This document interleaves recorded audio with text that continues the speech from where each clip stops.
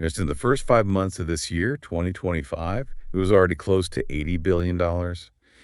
Economists were pretty clear. Sustained tariffs like that 25% could really mess up supply chains. That means higher prices for you, the consumer in the U.S., things like fruits, vegetables, electronics, and for Mexico. A full year of those tariffs could have meant maybe a 4% hit to their GDP, a serious risk of recession. It just underscores how linked these economies are. Even the threats send shockwaves. So, facing those kinds of predictions, Mexico obviously had to think beyond just hitting back with tariffs of its own. What else did they do? Exactly. Tit for tat wasn't the only play. They announced plans to boost their own domestic production.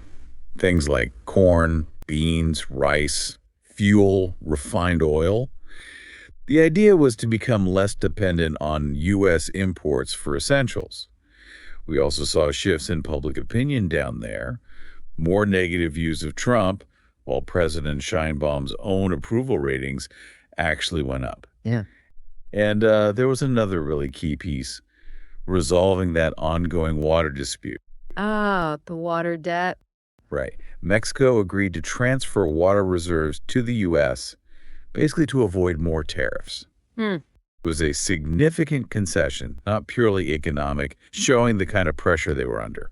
So it's been a really complex few months. We started with the USMCA Foundation, strong rules on labor and autos.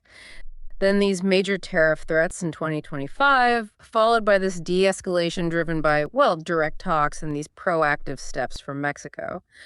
Absolutely. This whole dynamic, the threats, the negotiations, the specific concessions like the water deal, it just highlights how deeply integrated they are economically.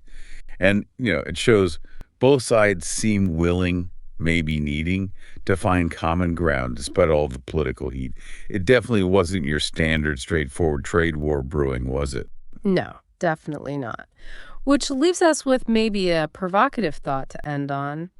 How is this new style, this era of direct, high-stakes negotiation between presidents, how might that shape the future of North American trade?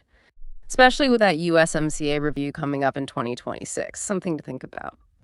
Please click the button below to watch the full video.